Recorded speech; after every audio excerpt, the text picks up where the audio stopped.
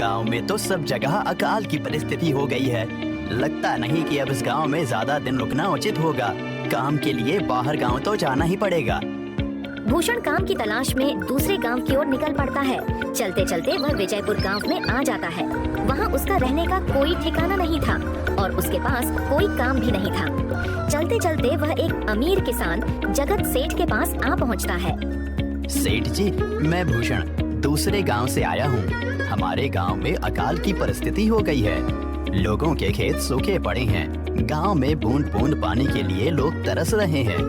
अगर मुझे आपके पास कुछ काम मिल जाएगा तो बहुत कृपा होगी बड़े भाई। अरे रे, लगता है तुम्हारी हालत बहुत खस्ता हो गई है। ठीक है, वैसे मेरे पास एक काम तो है, पर लगता नहीं कि तुम वो कर पाओगे। सेठ जी, आप चिंता ना करें, मुझे आप कोई भी काम दे सकते हैं। मैं वो काम पूरी मेहनत और ईमानदारी से करूंगा।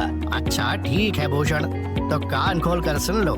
मेरे पास 50 गायें और 50 भैंसें हैं। तुम्हें हर रोज उन जानवरों का गोबर निकालना होगा और रोज सुबह शाम उन्हें चारा पानी देना होगा। महीने के आखिर में तुम्हें इस काम के लिए 200 रुपए मिलेंगे। और हाँ, 2 वक्त का खाना भी हमारी तरफ से मुफ्त दिया जाएगा। बोलो, क्या तुम ये काम कर पाओगे? अरे बाप रे, 50 गाय और भैंसों को संभालना आसान काम नहीं है, पर अब मैं कुछ कर भी तो नहीं सकता। और ऊपर से सेठ जी 2 वक्त का खाना भी दे रहे हैं। ठीक है सेठ जी, मैं ये काम कर लूंगा, पर एक विनती है। हाँ बोलो भूषण, क्या बात है? सेठ जी, अगर आपको समस्या ना हो तो क्या मैं आपके गायों के साथ गौशाला में रह सकता हूँ? सेठ जी, मैं इस गांव में नया हूँ, मेरा रहने का कोई ठिकाना नहीं है। जग्गा सेठ थोड़ी देर तक सोचता है और भूषण को ऊपर से नीचे तक देखने के बाद उससे कहता है, ठीक है भूषण, तुम गौशाला में रह सकते हो। जी धन्यवाद सेठ जी। तब से भूषण गौशाला में रहकर अपना काम करने लगता है। वह रोज जल्दी उठकर गाय और भैंसों का गोबर निकालता, उन्हें चारा डालता और समय पर पानी भी पिलाता था। हर रोज भूषण अपना काम ईमानदारी और पूरी मेहनत से करता था। जगत सेठ को भी भूषण का काम बहुत पसंद आने लगा, क्योंकि वह अपना काम सफाई से करता था। एक दिन जगत सेठ भूषण को बुलाकर उससे बोलता है, भूषण, मुझे तुम्हारा काम बहुत पसंद आया है। तुम गाय और भैंसों का अच्छा ख्याल रख रहे हो, इसलिए दूध की गुणवत्ता भी बढ़ गई है और गायें पहले से ज्यादा दूध भी दे रही हैं। इसलिए मैं आज से तुम्हारी तनख्वाह बढ़ाकर पूरे 400 रुपए कर रहा हूँ। आपका बहुत बहुत धन्यवाद सेठ जी। कुछ दिन ऐसे ही बीतने लगते हैं। भूषण जगत सेठ के पास बहुत मेहनत और ईमानदारी से काम करता है। धीरे धीरे भूषण के पास अच्छा खासा रुपया जमा हो जाता है, जिससे वह अपने लिए छोटा सा रहने लायक एक कुटिया बनवा लेता है। उस गौशाला में सोकर तो नाक से गोबर की गंध अभी भी नहीं जा रही। अब आखिरकार मुझे अपने घर में चैन से सोने को तो मिलेगा। तब से भूषण जगत सेठ के पास गौशाला में काम करने आता और 2 वक्त का खाना खाकर अपने घर सोने के लिए चला जाता था। कई साल ऐसे ही बीत जाते हैं। भूषण की मेहनत के कारण उसके पास अच्छा खासा रुपया जमा हो जाता है। एक दिन भूषण जगत सेठ से बोलता है, सेठ जी, आजकल गांव में चोरी की समस्या बहुत बढ़ गई है और मेरे पास कुछ रुपए भी जमा हैं जो मैंने अपने घर में रखे हुए हैं, पर मुझे उन पैसों की चोरी की चिंता हो रही है। आपको तो पता है कि मैं दिन भर आपके पास ही काम करता हूँ और सिर्फ रात में ही घर सोने जाता हूँ, इसलिए मुझे रोज उन पैसों की चोरी की चिंता सताती है। हाँ भूषण, तुम बात तो बिल्कुल सही कह रहे हो।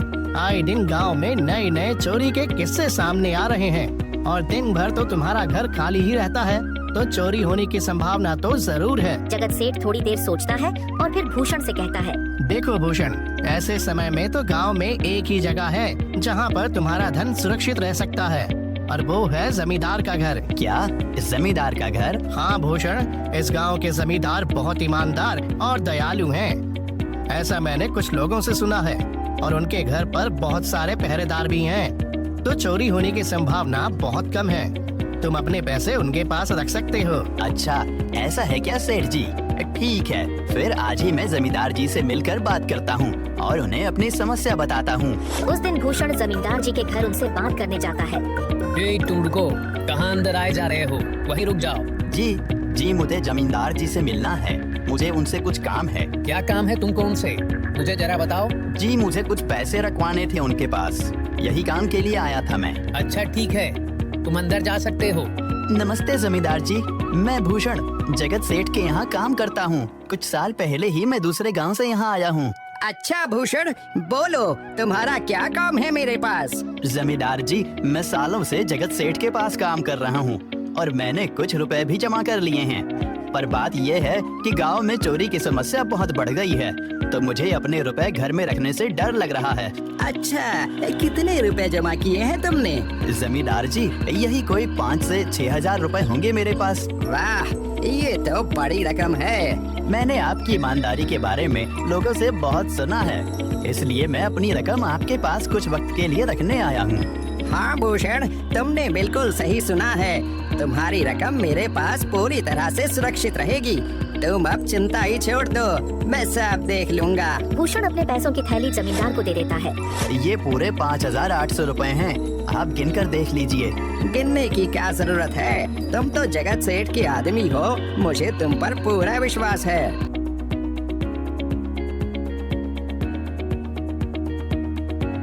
जाता है। हाँ भूषण, तुम्हारे पैसे मेरे हाथों में ही अच्छे लगते हैं।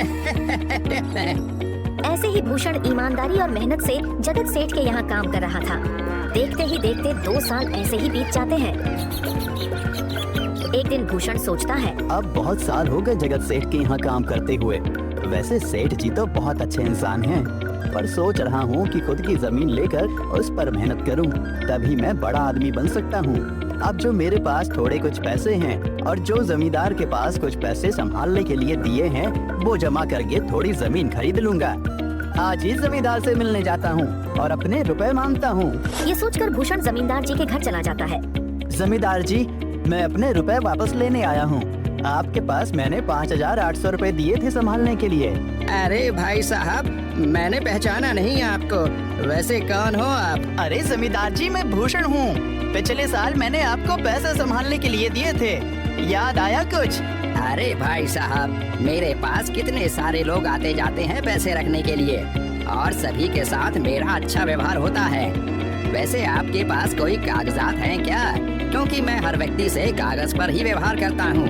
किसने कितने पैसे दिए, किसके कितने पैसे रखे हैं, सबका व्यवहार रहता है मेरे पास। जमींदार जी, ये आप क्या बात कर रहे हैं? आपकी ईमानदारी देखकर ही मैंने आपको पैसे दिए थे संभालने के लिए, और आप अब ऐसी बातें कर रहे हैं।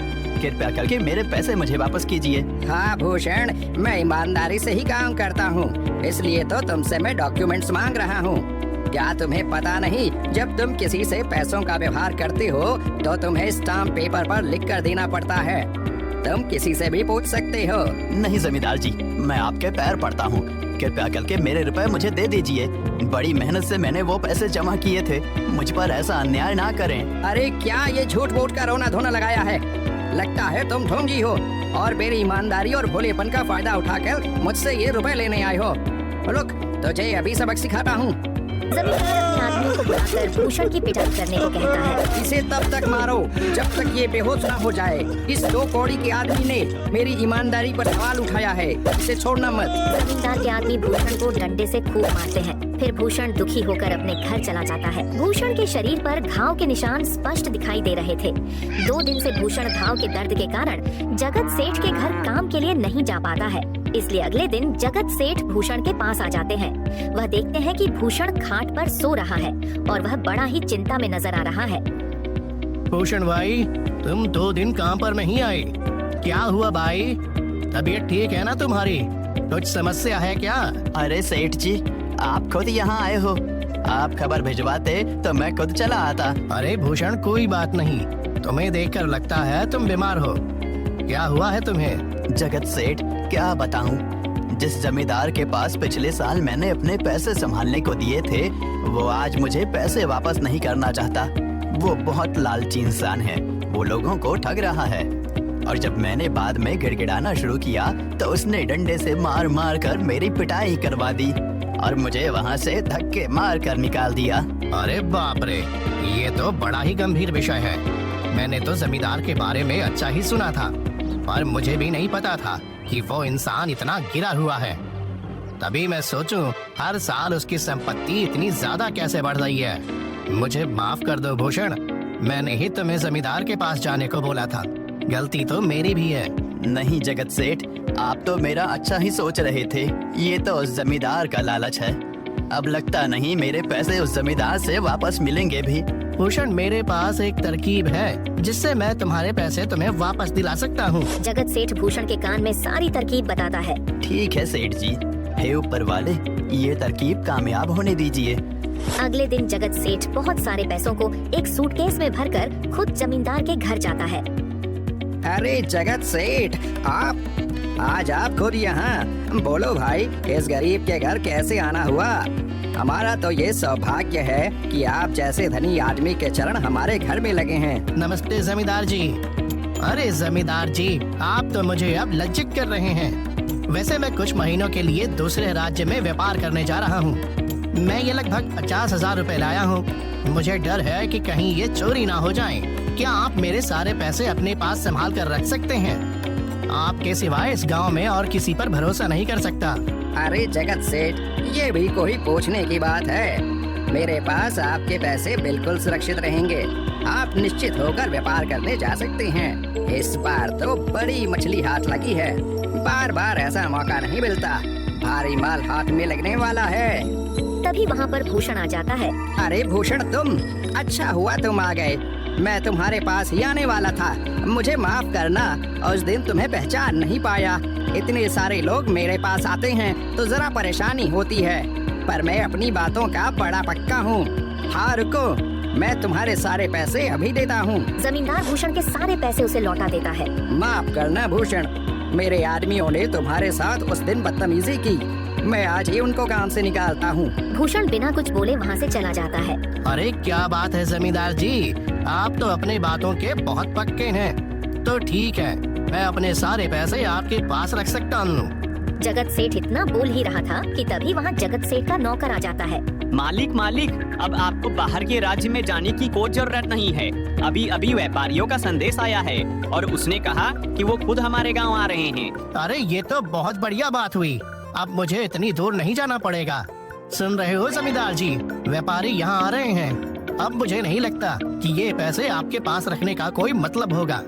चलो, आपका बहुत बहुत धन्यवाद। आपने इतनी ईमानदारी दिखाई मुझे। हाँ, पर अगली बार जरूर आपके पास ही आऊंगा। ऐसा बोलकर जगत सेठ और उसका नौकर वहाँ से अपने पैसे लेकर चले जाते हैं। धत तेरी की, ये क्या हो गया? ये 50,000 तो चले गए और जो भूषण के 5,800 रुपए हड़प लिए थे वो भी चले गए। आपका बहुत बहुत धन्यवाद सेठ जी। अगर आज आप ना होते तो मेरी सारी जमा पूंजी वो जमींदार हड़प लेता। भूषण, कोई बात नहीं। जो व्यक्ति मेहनत और ईमानदारी से कमाता है, ऊपर वाले उसका कभी बुरा नहीं होने देते, और जो हराम की कमाई का खाता है उसका कभी अच्छा नहीं होने देते।